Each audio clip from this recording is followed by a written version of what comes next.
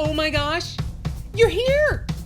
Welcome to My Chatbot Life, where chatbot marketers share high converting strategies in this new conversational marketplace. Each week, MKJ introduces you to bot builders who are just like you, a little techie, a little markety, and a whole lot of geeky. Buckle up as Chatbot Mom enjoys another journey into My Chatbot Life. All right, everybody, welcome to My Chatbot Life. And today I get to chat with someone I've known for quite a while, but we've only talked a couple of times, but we chat all the time online in all kinds of groups, right? Yep. Yeah. So welcome to the conversation today, Gustavo Boregio. And he is really one of the people that I've probably communicated with. Do we know each other through Bot Academy? Yep. Yeah. So you're someone I've talked to in Bot Academy forever. Well, forever in my life. In chatbot life is like 3 years almost, right? Yeah. It's 2.5 years ago. Yeah. I know, it's crazy. Were you in the first cohort or the second? I don't remember. The first one. You were in the first. That's why I know you well. That's why I know you better than most of the other youngsters coming up, right? Exactly. So tell me, okay, so we always want to start out with getting to know you a little bit before you went into bots. So we're gonna definitely dive into bots. But what was the job you were doing immediately before you started with Bot Academy and started actually building chatbots? Right. I was a sales manager in a company that sold radios for police and stuff, like not like radio systems. And I was the sales manager for a company here in Argentina. I worked before that. I had worked for a company, an English company in the UK. I was their Latin America sales guy, first the technical guy, then the sales guy. And then at one point I got fed up with traveling because I was traveling like 3 weeks a month and it became way too much. Yeah. And so I quit that and I started working for the company here, which was my distributor here. And then I got fed up with things moving slowly, and I said, I'm going to start my own stuff. And I had been listening to Andrew Warner, which I know you love him, so it's his fault. And just as I started that, just as I decided that, which was right when my kid was about to be born, said I was becoming a dad and quit at the same time. And then Bot Academy came up. I said, yep, that's me. Wow. So to go from sales, so you already had a technical background to begin with, right? So what kind of tech were you in? Right. I'm an electronic engineer. So I like technical stuff, right? And from that, I began transitioning to the sales part, but very technical sales. And nothing to do with internet or anything. It was B2B sales, mainly selling to governments, right?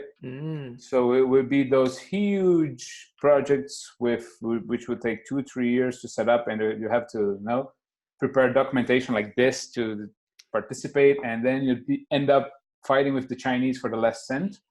And I mean, when you win, it's good because it's large projects. Yes. But it's very tiring, Long sales cycle. Yeah. Lots of little details. Yeah. Wow.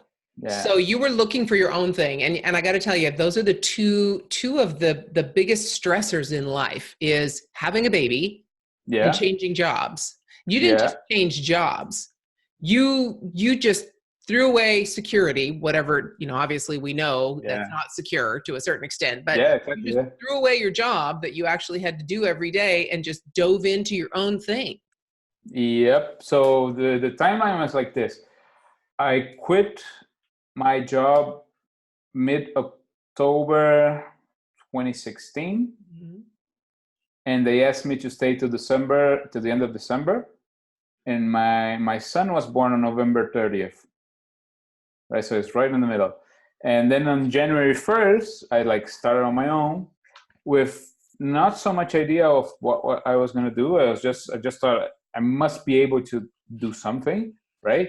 I think I'm smart enough to do something. Don't know exactly what. And then I think it was right there in January that Andrew came up with Bot Academy. Yep. And it kind of fits me because I like the technical side. So I can do cool stuff with bots. You know, I can integrate it. I can do like weird stuff. That's me. So I said, yep, that's me. Yeah, that's where I go. But you're also not afraid to sell. No. Yeah, you're also not afraid to talk about benefits. Exactly. Yeah. Not just features, but actual benefits, and show and talk about and think about how what you're doing will impact your prospect, your customer. Yeah, exactly. And one of the things that I think people value in me is that I suffered marketing people before, right? On my previous lives, and I said, well, we're gonna do this for whatever, and it can't measure anything, you know, like it pisses me off with social media. People say, oh, I'm gonna sell you 3 posts per week. Now, what's the point of that? It doesn't make any sense, you know? Yeah. So I got that. I'm not afraid of selling. Although I do have to say, one of the things I have to be very careful is that I tend to go down the rabbit hole on technical stuff. And because it's like, it's fun for me, you know? So there's a phrase that says that, you got to be careful. It says that arguing with engineers is like fighting with pigs in the mud, right? After some time, you get that they like it. So, you know. Yes, that's the toughest. So let's talk about that for a minute, because you've obviously had to create a certain amount of success, right? Yeah. I mean, you're successful at what you do. Your business is successful. You have clients. Yeah. You're building bots and making people money and marketing through bots and doing fun things. So you've had to be able to get yourself out of the mud sometimes. Yeah. And actually talk to customers. Well, yeah, it's the talk to customer part. I do that, but it's that sometimes I just like go down the technical stuff, trying to make the better solution and everything. And, you know, you don't need that. You need the simplest solution possible is the better solution, right? Yes. So now I have that, like, I can trigger my control mechanism to say, okay, all right, this is fun, but you know, you're not going to add anything if you do that. Yeah. So go do something else and keep the simple solution, and that's it. You know, because if you end up building these complicated things, it's like nobody's going to use it. That's the reality of it. Why add those special, fun, little quirky, you know, just because you can, if they're not going to get the results that you need? If they're not going to add to any way to get more results, why? Exactly. Yeah. Why spend your time? Yeah. So you've successfully become, how can we say this? An Enja marketer. Yeah, that's the name of my company. That's the name of that's the name of the company. No way. Engie Marketers. We are Engie Marketers. Yeah. Oh my gosh. How did I did not. Okay, guys, whoever's listening, I did not know that. I just made that up on the spot because he's an engineer and a marketer, and I just put the two together, and he already did it. Of course. An incredible mind already thought about that. That's the name of the company. Well, it's not a company. It's just, I mean, it's you. I have to set up the company, but that's the name of the website. Basically. That's the name of the website. It's the name of the thing. Okay, right. Yeah. So this is going to be strange when people are listening to the bio that I recorded after this conversation. Yeah.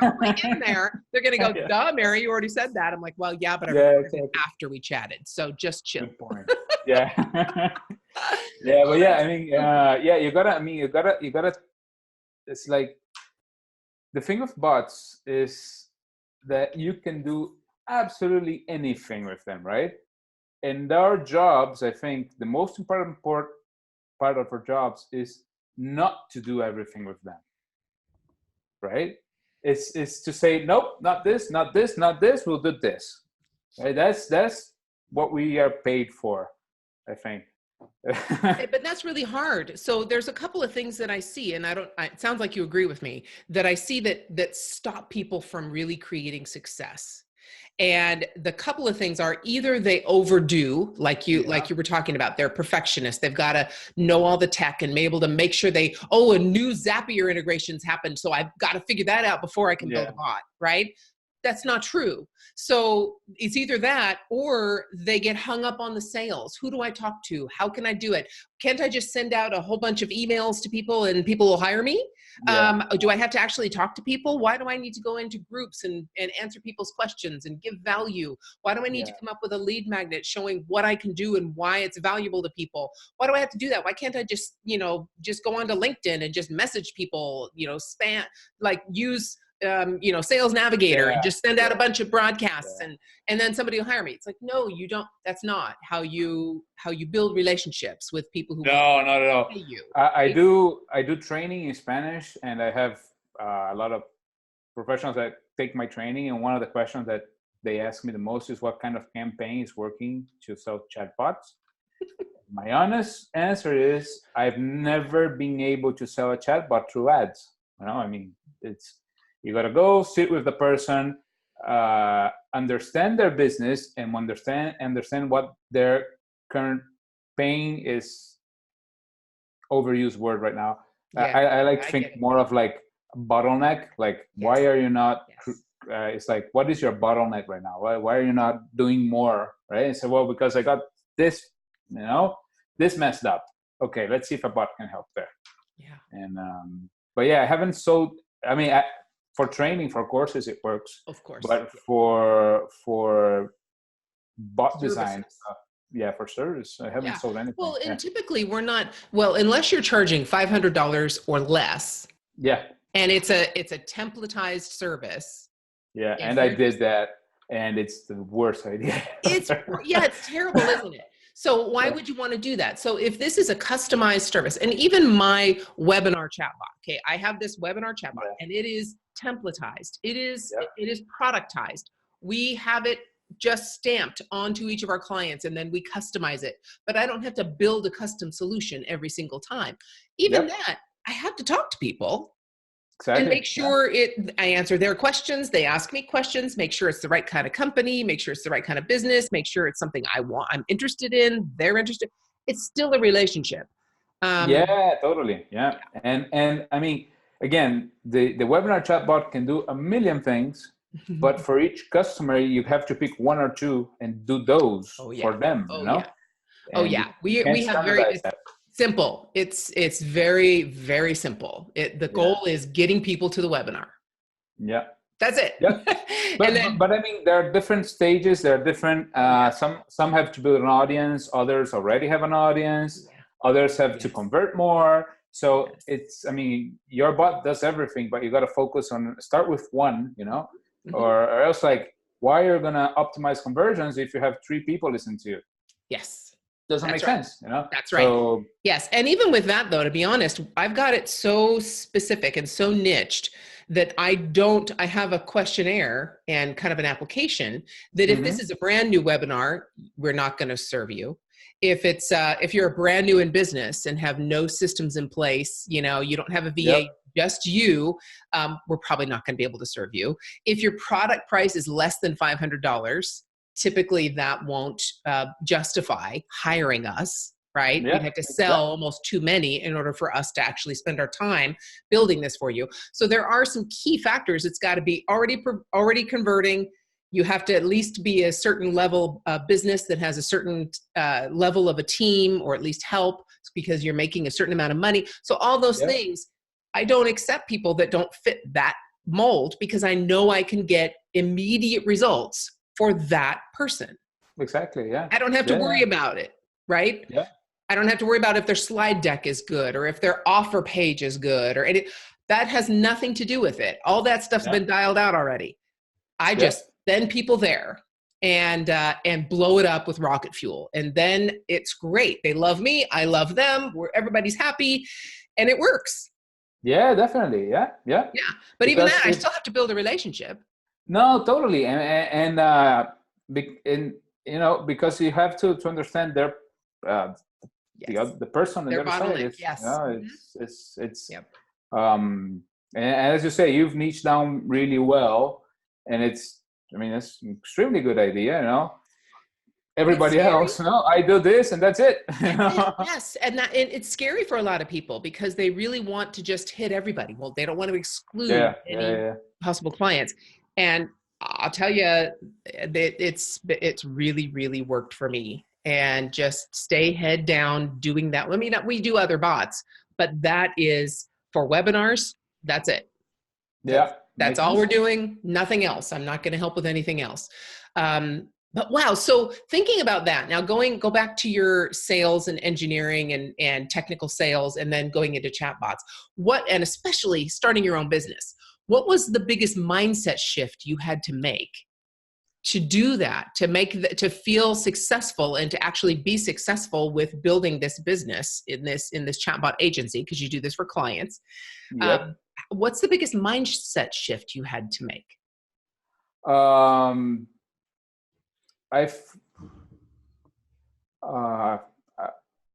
thing I tried to, I started with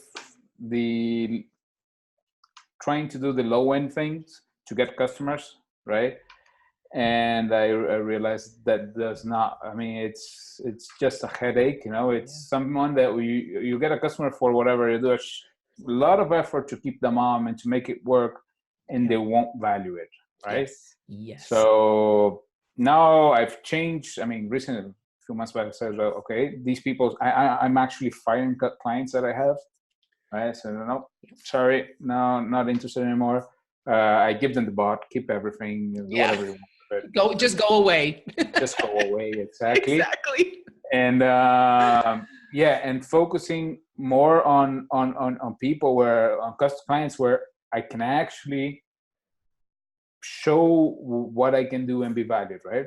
Yes. So I'm going that way right now. So, for example, right, just this week or the weekend, I posted a comment that one of the companies I work for made on me with Slack, because I integrated their shipping application from Shopify with the chatbot, right? Yeah. And it took me like a long time to really understand how to get the whole thing together. But the beauty of it is that the person puts their order number, and I put them on a text message.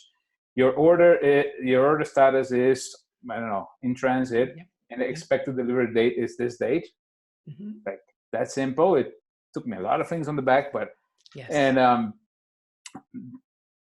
mean, these guys pay me well, you know. I am more expensive. I know they shopped around everybody. I'm more expensive than anyone else. Yes. But I can really show value to them. Yeah. And that's one thing. I mean, you got to pick the right customers. You got to pick I mean, if it's someone that says, well, I can't pay $200, go buy a template and be happy. Have fun. Have fun. Anybody can use ManyChat. That's the truth. Yes. Not everybody can do it well, but anybody can use it. So go have fun, man. Yes. So, but that's a big mindset shift, because when you talk about price versus value, because that's what you started talking about, was price. They were like, they couldn't afford you. So, and we all do this in the beginning. I think I started out charging, I think my first fee was $1,000, and that was just thrown out there. To see if anyone would bite, and they did. But even then I struggled with that and went maybe 500 and, lost a little bit of confidence. And but when you start going for price like that, there is no value. And so that shipping notification that you just talked about, that you did for that client, the value in that is they're saving money and saving time from having to answer those shipping questions constantly. Yep, exactly. And for those guys, I'm doing more stuff. It's I'm using Nick software. I'm doing more, but it works. It works. Still a bit buggy, but it works great. Yeah, these guys, they have like 500 different plugins on the Shopify store. Oh my goodness, so it's messy. No wonder it's buggy. Hello. Yeah, but it works great, and so I'm doing more stuff with this. But it's like these little nuggets, right? These little things that I think end up making a difference. And we're generating traffic, whatever. But when you, that's what I like to do, like getting into the weird stuff and solve it in an elegant way, that's like, whoa, cool.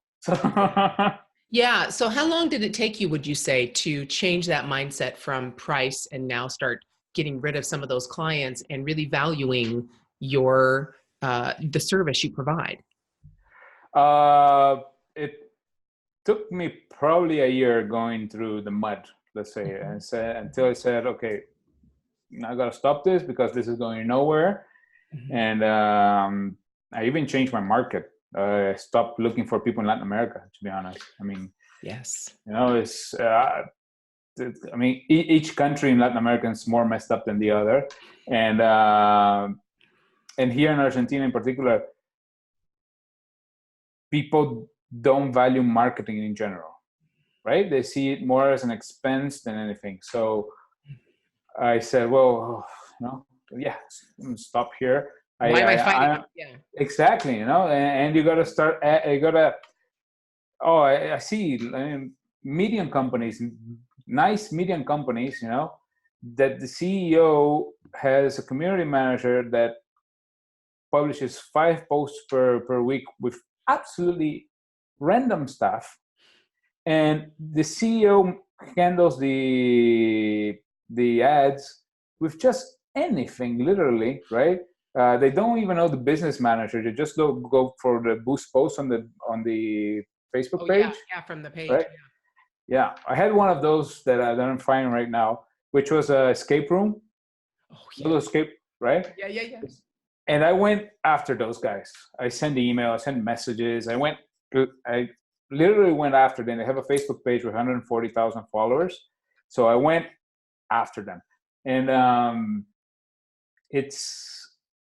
and the reason I went after them is because I said, this is an extremely easy case to do content, right? I can do an easy trivia once a week, and I can talk to people every week without being too pushy, and people will love it, right? Yes. Mm-hmm. But I've been fighting with these guys for like 6 months, trying to. It's like, okay, go away. So they don't value it. I said, well, no, I already put so much money in Facebook ads and it doesn't work. And I said, okay, let me see what you're doing. It's like, yeah. They don't know. They're doing it wrong. Yeah, exactly. Yeah. And they're wondering why it doesn't work. They're wondering why it doesn't work. Yeah. And everybody says, well, Facebook's great. You got to put ads. So they keep putting money there. Yes. And it's a money pit. It just goes away and they have no idea what they're doing. No. I said, look, I could sell the whole thing to them. I'm going to be too expensive if I try to sell the whole thing to them. I work with an excellent community manager. I can do the ads. I can do the whole thing, but you're not going to be able to pay me. No. And if you pay me, you're going to ask me like 15 days later, oh, I already paid you so much. Why am I not seeing 1 million more sales? Yes, exactly. That's not how it works. I know. Oh my gosh. I know. That happened with me with a guy who they changed. So here's a webinar again. Started out with the webinar. Everything was great. It'd already converting. We'd already gone through all of that. Then he all of a sudden decides he wants to change his webinar. Totally change his webinar, new product, new webinar. I'm like, dude, no. No, that's not how this works. And he's wondering why he's got a brand new Facebook page going to a brand new webinar. And he's wondering why the webinar chatbot isn't getting him any sales. Like, exactly. Really? Yeah. Brand 0 likes on your Facebook, 10 likes on your Facebook page. And you think we're going to be able to get you huge sales? Yeah, no, exactly. Yeah. So somebody in the audience is like, yeah, I could do ads and I could send them. Yeah, go for it. That's awesome. I'm not a quick fix kind of gal. I'm not a throw $10,000 at Facebook ads to be able to scale immediately. That doesn't happen. Yeah. And for that kind of business, that kind of thing, they don't need us as an agency that can optimize stuff. They need a marketing manager that knows a lot of things and able to dedicate a lot of time to make that work. Yes. Right. And to build their presence. Exactly. And if you want me to do that, I will do it, but I'm going to charge the shit out of you. Yeah. I can Yeah, do but if it, it's but me, I'm not it's even going going to to be, do that. I'm not even going to touch that. I'm not, because there are too many. See, all those things, there are too many moving parts for me to be able to focus in on the one thing I do really, really well and make sure that I get you the results. There are too many other moving parts that have to be handled before you get to that, before you get to me, in order to make sure that we can then scale it. So yeah, I really do believe you really have to build that foundation first. I am not a throw money at ads and then you make tons of sales. That's not how you it have to works. prove it first. You have to prove people even want it. Yeah. Yeah. Isn't that funny? So I'm really, congratulations for changing that mindset to value versus price, and and get that niche that you really love. I mean, I love to the extent, Gustavo, that we're working with an AI company in chatbots now, and specifically webinars, where we're building out an AI generated chatbot to be the live chat for webinars. Oh, nice. So it's built. We're trying it on one client right now. My first client, to test it out, to be a beta tester, to have a chatbot be the live chat during the webinar.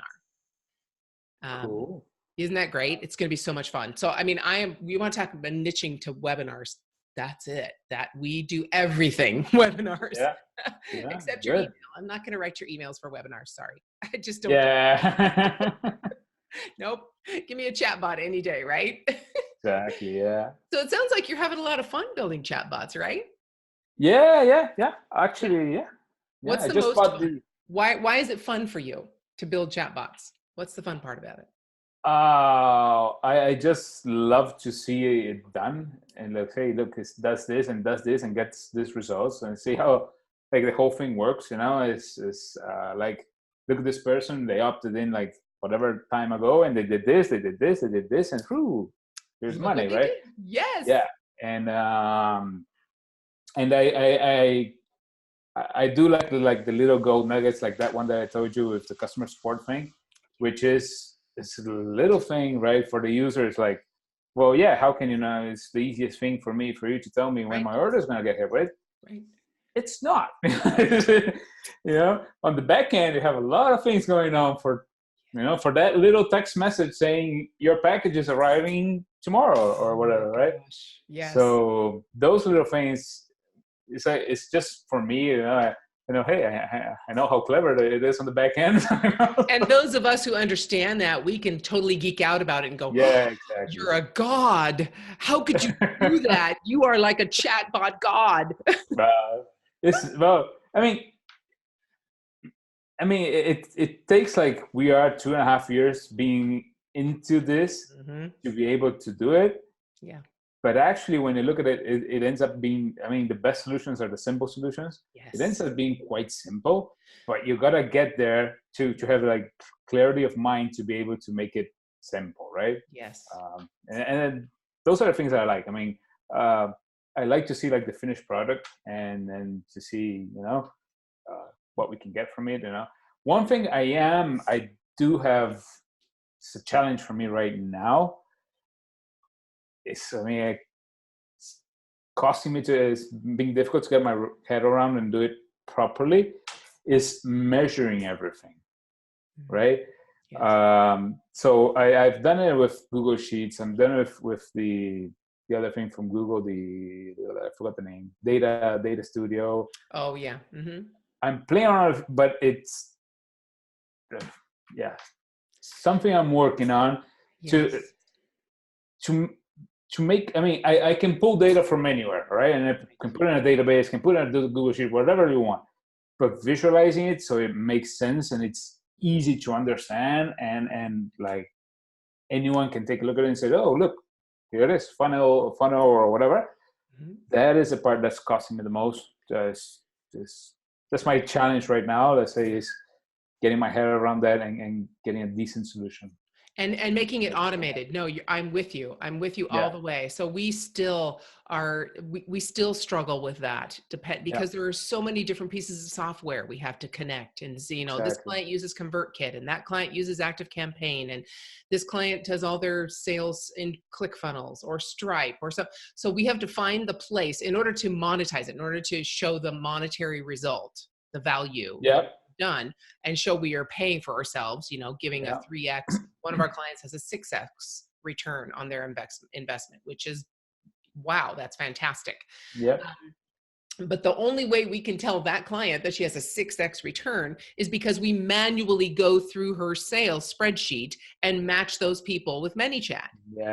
Because we haven't been able to connect completely every single part to be able to automatically tell ManyChat, this is a purchase. So especially with ClickFunnels, ClickFunnels just does not play nice with other software. That's the nice way to put it. I use other choice words when I'm alone, but that's the way I say it on mic. But so a lot of those, I get you. You're not alone. You are not alone. It is still in its infancy, and we're all trying to figure this out. I saw an amazing spreadsheet that Matt Plapp has. Do you know who Matt Plapp is? Yes. Oh, I'm trying to copy that. That it is guy, beautiful, and he simplifies everything. It's amazing. He was making my head hurt. Looking at all the different, I mean, Matt, if you're listening, oh my flippin' God, you are a god in Google Sheets, and he's building an app for it and everything. But that spreadsheet was beautiful. So if I could do that, I'm gonna have to hire Matt to make that for me, I think. Exactly. I can pull information from, I mean, since I got the technical side, the pulling information, I can like dump everything in a place. That part I'm okay with doing. What's taken me a lot of time is to get it like as simple as Matt Plapp's got, right? Yes. It's like, because that's what you need. I mean, I was trying Dashbot.io the other day. Oh, too many numbers, man. And I know what these numbers are. You know, imagine somebody who's not in the bot business. Like, they're not going to know. The clients are not going to know those numbers. Exactly. You know, but it's too complicated. And, but find the way to condense it. It's and I think then once we get that, and I think Matt Plapp's got that, and that boosts everything.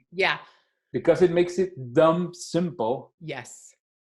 To show you, like, exactly. Very clear. If I'm someone buying a service and you show me that, and it has a positive number on it, and it makes sense. It's not like, well, wait a minute, that doesn't match my bank account, right? I mean, it makes sense, and I definitely think that my income has risen because of your services, and you show me that, I'm done. I'm there and I'm there. So here's what I propose, Gustavo. You and we're going to have to get together, and we're going to have to make that with each other. I'll help you with the front end because I can simplify. You can help me with the back end, and you can do data, and we're going to create a spreadsheet for ourselves that we can then use that is simple to show our clients. We're just going to have to put our heads together and do that. So when we're done with this call, we're going to have to schedule a time.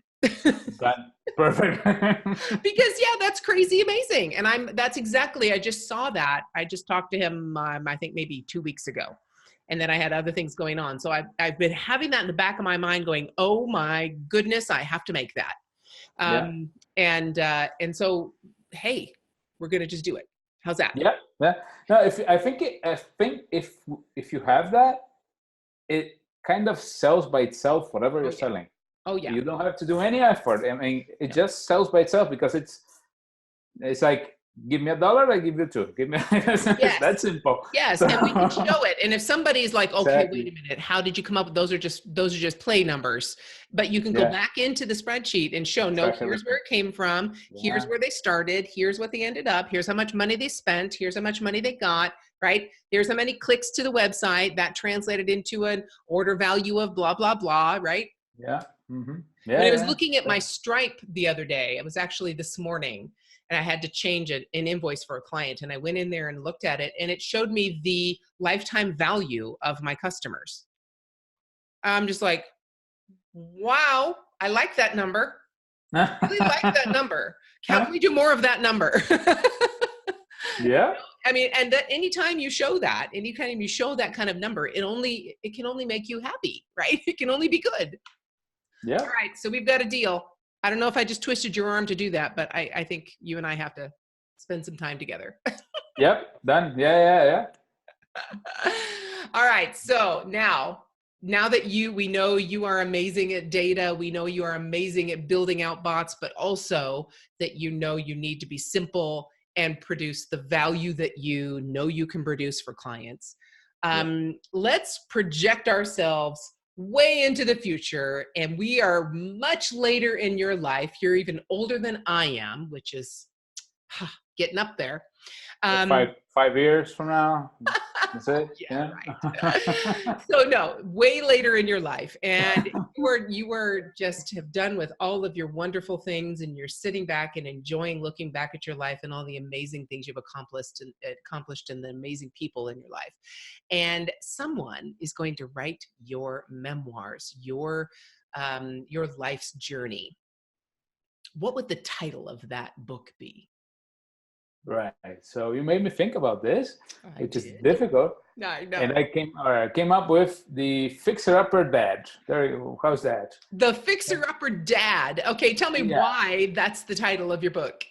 Right, because like one of the reasons I quit my job and I started doing all this and whatever is, and I made pretty decent money when I was traveling a lot and before, and was because now I can, I'm living 3 blocks from where my kid goes to school, and every day I put him here, and I can go there and I take him, and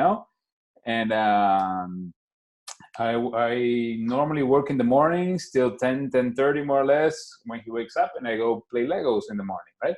Yeah. So that's the dad part. And the fixer-up thing is that is probably not on the sense of the fixer-up in that sense, but it's more like I like to fix things. I like to find problems and find creative ways to do it. And that shipping thing that I told you, it took me like 2 weeks looking on and off of the APIs and thinking about it and looking and saying, oh, I can do it this simple, right? Yeah. So I kind of do that with everything. It's like, somebody comes up with me with something, I say, well, what are you doing about it? Fix it. Yeah. It amazes me, people that just, stay. They give up. Yeah.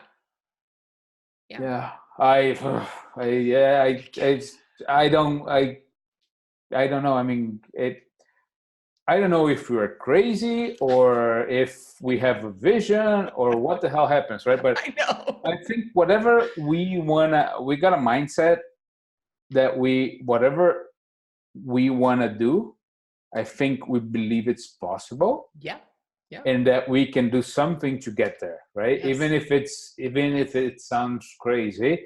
Yes. I'm usually overly ambitious, right? I usually reach my goals, but it takes like 4 or 5 times more than I planned. I know. But I usually get there. I know. So, but I just can't, understand these people. I have like my cousin in Brazil. They take 2.5 hours to get to work, and then 2.5 hours to get back to work, and it's just him and his wife, and they make good money. They have good work, and they chose to live far away. Yeah. It's like a waste of time. Why? It's like such a waste. Yeah. I mean, it's like people are just like this. So the fixer-upper part is for that. I mean, if it's like if I don't, and this is something that came more. Well, I think it came from being from smaller. It's like one of the things I moved a lot. I think this is my 17th house that I've lived in, or 16th. Something like that, and I'm 36. So an average 2.5 years I'm moving. Yeah. Right, because we basically left Brazil when I was 12. We went to the Cayman Islands and went to New York. Then we came here to Argentina. So I've been moving around a lot. I think I went to 7 different schools growing up. So so I like this, that it's I mean, I'm used to things changing. I like things changing. Yes. And I know that nothing is as bad as it sounds. Nothing. Yes. Just gotta work through it and solve it, and eventually you get where you want to go. Yeah. So that's where the fixer-upper part comes from. Wow. Well, I got to tell you. Well, let me ask you this first before I go into that. Who would be writing that book? Doc Brown from Back to the Future. Oh, that's too funny. It's the best movie ever. I know. Especially him. It's like, yeah. Right? Great Scott. Exactly. I think it would be. That would be a fun book to read. Yeah, I think so. Yeah. Definitely. So then what would be, as he's writing this book, and you're doing amazing things and dealing with change very well, what would be the quote that he would say you lived your life by? Probably something like, well, but is that really like that? So something like that. Yeah. Is that really true? Is that really the way it is? Yeah. Huh? Yes. Okay. So I have to tell like you, that, there's something you and I have in common, besides a lot of the other things we've already talked about. Yeah. I went to a different school every year of my life as well, up until high school. All right. So probably 8 years. I went to for 8 years. Every single year, I went to a different school. And we didn't move that many times, but it was changing borders, moving to another here, there. It was just unique situations that made that happen. But every year I went to a different school. So I get it. I have the same thing. I just adapt, right? Yeah, I just exactly. figure it out. Yeah. And I mean, some people say, well, but you traveled everywhere, live in different countries. Like, well, yeah, but I don't have any childhood friends, Yes. It's like, you can't have both worlds. That's another thing that I learned, It's like the fear of missing out stuff. You just can't do everything. For everything you pick to do, you're not doing something else. That's right. And that's one of the reasons I said, I was making good money with my job, but I was like, I'm wasting my time here. I spent most of the time at work listening to Andrew Warner because they wouldn't let me do anything, right? So the last company I was in, they hired me in theory to replace one of the partners that were leaving the company. He was like 70 something, so he wanted to retire. So since they had a good relationship with me, I said, look, you can come and be the sales manager and take this part and everything. It's like a 50 plus people company, right? And I came up with all this energy. I started with all the energy, like a ton of ideas. And I said, no, that doesn't work. No, you're not going to do that. No, no, that. It's like, it took me a year to get a client list from the company, right? So it's like, man, I'm wasting my time here. And I got a kid coming up. And why? Yeah, you're wasting your energy, wasting all of your ideas on a company that doesn't value them. Yeah. And he said, you just take care of this with just our usual business, and that's it. No, I'm going. Oh my goodness! And that company is obviously still doing well. How in the world would they do that? And how much better would they be doing if they iterated and Right. Here's the thing, right? When you win one big project like that, it comes with a lot of services contract. Yeah. So you can live off without winning anything new, just maintaining, right? So, but it's wasted potential, Yeah, totally.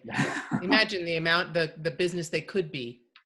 Yeah, and like once the company gets in, which is the difficult part, they need to have a really close relationship with the customer, right? Which are states and police departments, basically, right? So you're working hand in hand with them most of the time. Yeah. So you have information about market. You have information about what they need, right? They want something else and say, look, I saw that other police doing this and this to solve this thing. Can you help, right? So you have a lot of things. Yeah. And that was just wasted potential, right? So now we do radios. We don't do anything else. It's like, why? Yeah. Wow. Yeah. Well, I got to tell you, that's why you're amazing. That's all I got to say. You're doing things. I'm so, so thankful to know you, to have you in my life, to be able to you're the chatbot man.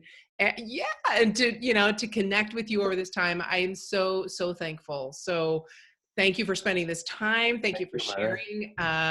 Really, I haven't had anyone here who I don't agree with. I mean, it's like we all are striving for the same thing, and it's to value ourselves, have our customers value us, and to value each other.